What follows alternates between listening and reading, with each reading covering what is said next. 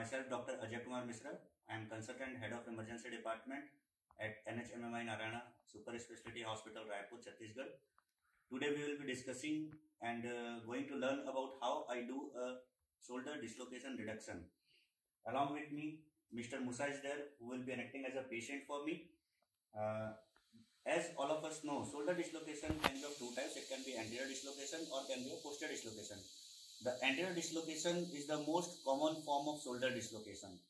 So, first of all, a patient may present to you in this position. As you can see, the arm is here, it is abducted and externally rotated with the patient holding the hand in severe pain. So, first of all, how do we diagnose clinically whether it's a shoulder dislocation or not? So, if it's an anterior shoulder dislocation, we can see the rounding of the glenohumeral joint here, of the shoulder joint will not be there. The round contour will not be there. Along with that, if I want to tell you about 4 tests which we can do to diagnose whether it's an anterior shoulder dislocation or not. The mnemonic for it is A, B, C, D. A stands for Hamilton's, the second A of Hamilton's ruler test. The second one is B is Bryan's test. C is Callaway's test, and the D, which is most commonly we use in emergency department, that is Dugas test. So first is Hamilton's ruler test. How we do it? In a dislocated shoulder, if we place a ruler, a scale like this with the outer condyle, the scale will be able to touch the outer condyle with the acromion process. But in a normal shoulder, which is not dislocated, it will not touch. It will like this. Okay, so that is Hamilton's ruler test. If it touches, that means there is an anterior shoulder dislocation. Second one is Bryan's test, where we see the axillary fold here. The axillary fold will get lowered down in case of a shoulder dislocation. The third one is Callaway's test. C is for Callaway, C is for circumference. So if we measure the circumference of the axillary fold over the acromion process, it will be increased as compared to a non-dislocated shoulder. That is Callaway's test. And the fourth one, which is the most important and most commonly used test, is Dugas test. In this test, we will ask the patient to touch his opposite shoulder, keeping his elbow close to the chest. We will ask him to do this like this. In a dislocated shoulder, the patient won't be able to do that. Pause. So after we have a clinical suspicion of anterior shoulder dislocation, we need to confirm it by doing a X-ray of the shoulder with a AP X-ray, AP view and a scapular Y view. So if there is no major associated fracture along with the anterior shoulder dislocation, in that case we can try to reduce the dislocation in the emergency room itself. So for that, first of all, we need to counsel the patient, to reassure the patient that he should be relaxed during the procedures which we will be doing to reduce the shoulder dislocation. In some of the methods, we need to sedate the patient, or we need to give analgesia to the patient so that the patient will be relaxed, his muscles will be relaxed, which will help us to easily relocate the dislocated shoulder. So first technique which I am going to tell you about is the traction counter traction method, which is most commonly used in many of the hospitals or many of the emergency departments, even by the emergency physician as well as by the orthopedicians. So here what is happening, one person will be giving counter traction with a bed sheet like this. This is the affected shoulder, dislocated shoulder, and we have put a bed sheet like this in a diagonal axis. The other person will be giving a counter traction, and here I will be giving a traction and doing the method. So I will simultaneously I will do the method and I will show you what are the steps to do the traction counter traction method. First of all, what I can do is I can either put it straight and give a traction, or I can bend the elbow and like this I can give a traction to the patient. So the method which we use here is traction. The sequence is traction, external rotation, adduction, and then internal rotation. So this will be how I will be doing it. I will be giving constant traction in this direction in the axial plane of the glenohumeral axis like this, and then I will be giving external rotation. This is the external rotation I have done. Then I will do the adduction followed by a internal rotation, and I will feel a click at the joint, shoulder joint, when it gets relocated. So this is how the traction counter traction method is being done. The second technique which we are going to learn is Stimson Technique, where if suppose the emergency department is very busy, we don't have much time and moreover the patient muscles are not relaxed. In such cases, we can use the Stimson technique, which is little bit time-taking procedure, but it's a very reliable and authentic procedure where the shoulder dislocation can be reduced easily. So what we can do is ask the patient to lie in a prone position with his hand, the dislocated hand, shoulder hand limb hanging down like this. What we need to do is we need to provide traction, continuous traction to this limb, to the dislocated shoulder limb. What we can do is we can use weight or any objects like sandbag of around 5 to 10 kgs in a sequential manner. First, we will use a 5 kg weight. We will tie it at the wrist end and just leave it like this. I will go back, attend some other patient, come back after 5 to 10 minutes and see how it is, whether the muscles are relaxed or not, and whether the dislocation has been reduced or not, the pain has been reduced or not. Suppose if I feel that it has not been reduced, what I will do, I will attach another 2.5 kg of weight here. Again, I will go back, I will see my other patient, I will do my other work, or I will have a cup of coffee.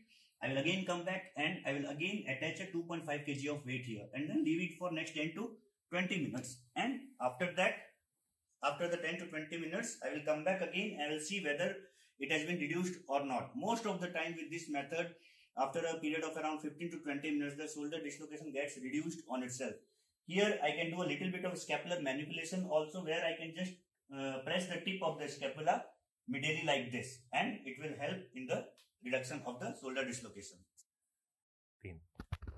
The third technique which we are going to learn is Milch technique. In this technique, what we are going to do, the patient will be lying in the supine position. We can give little bit of analgesia or sedation if required. In this case, what we will do, we will first externally rotate the dislocated shoulder like this, and then we will do a full abduction of the shoulder like this, with pressing here the head of the humerus like this, in line with the glenohumeral joint. We will press it like this, and subsequently the shoulder will get dislocated, will get relocated on its own like this. This is called as Milch technique. Full external rotation, full overhead abduction, and simultaneously applying pressure over the humeral head here, in line with the glenohumeral axis like this. So this is called as Milch technique.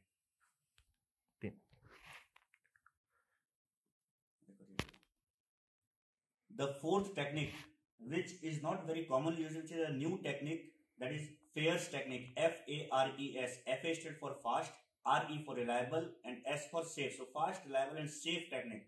This is one technique which I am using for the past around 7 to 8 years for reducing a dislocated anterior shoulder. And in this technique, even the patient, we do not need to give any analgesia or any form of sedation to the patient. We just need to reassure the patient, to ask him to relax, to ask him to fully relax the muscles of his hand. So just see how I am doing the procedure: fast, reliable, and safe. So I will hold the hand of the patient like this, and I will slowly start oscillating the hand of the patient or the arm of the patient like this. Just relax your muscles. Okay, don't make it tight, just make it relax, and slowly I'll be moving like this overhead. I'll keep on oscillating like this, up and down, up and down. When I reach around 90 degree, at that point of time, I will just do a external rotation of the arm. I'll give a little bit of traction here. Continue doing the oscillation movement here, to and up and down, and then after the external rotation with little bit of traction, I will go overhead around 120 degrees like this. Relax your muscles. Okay, do you feel any pain relieved? Like this, I will do it up and down, and here I feel the click. So this is how I do a FARES technique. As you see, in this technique, we don't need to give too much of traction or a counter traction. The patient won't feel much of pain, so we don't need to give any form of sedation or even analgesia to perform this technique. So these were some of the techniques which can be used in the emergency room itself to relocate a dislocated shoulder. But very important thing here is to note down that once we have relocated or reduced the dislocated shoulder, in that case, after doing the reduction, we need to keep the arm adducted and internally rotated. Otherwise, what will happen? The patient may again go into a shoulder dislocation.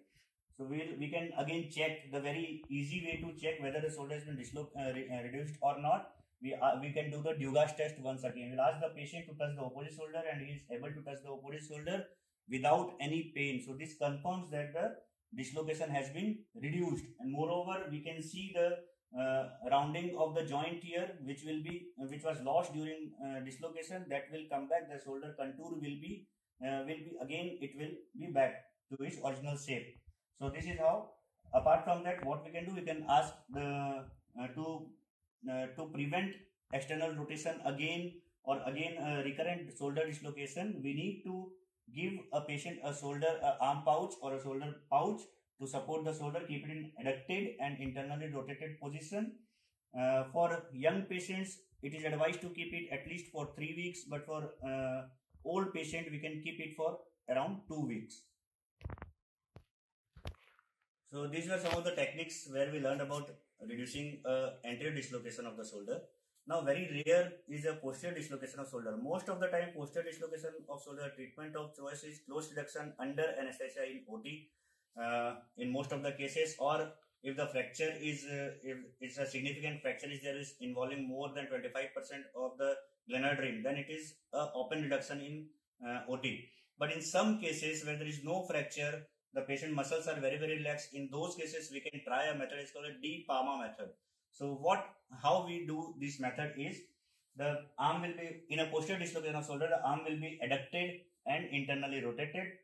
We can feel the humeral head in the back behind the acromion process. So what we can do here, the D-Palma method, with this hand I will give a caudal traction.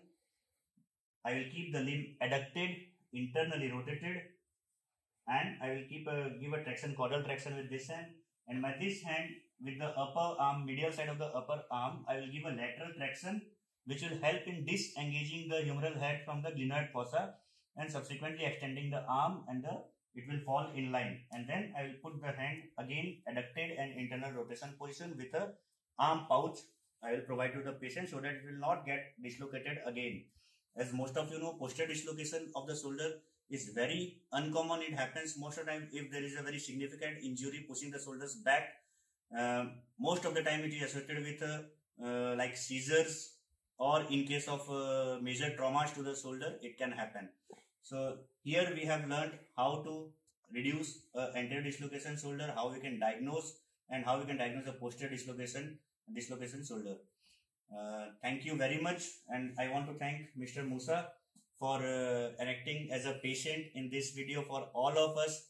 Thank you, Mr. Musa, and I want to thank all of you for this patient learning. Thank you.